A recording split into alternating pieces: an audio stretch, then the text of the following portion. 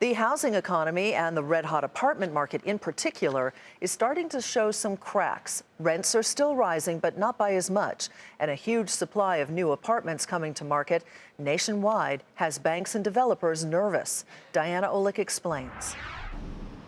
At brand new Cathedral Commons in Washington, D.C., 94% of the 145 apartments are filled. But high-end buildings like this one are multiplying fast, and that is taking a toll on what have been red-hot rising rents.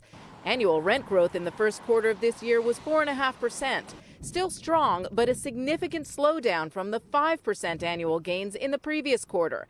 And vacancies have been rising now for 3 straight quarters.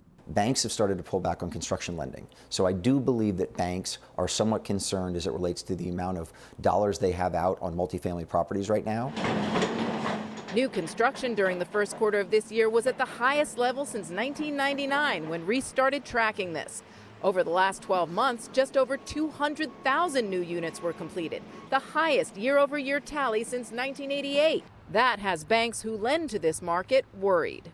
Supply is really starting to outstrip demand. And I think contrary to some of the conventional wisdom out there, there isn't this insatiable pool of demand because of the significant number of millennials. And not that there aren't a lot of them, but it's not infinite. Which may be healthy for the high-end glut, but not so good for young renters because the supply of affordable rental housing is still very low.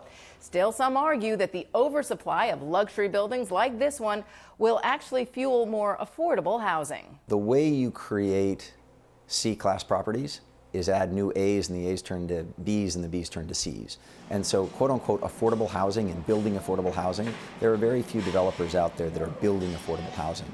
So what happens over time is you get new supply of A's which push everything down. That, however, takes time, which means that while the rent burden may ease for some high-end renters, those struggling most will get no relief. For Nightly Business Report, I'm Diana Olick in Washington.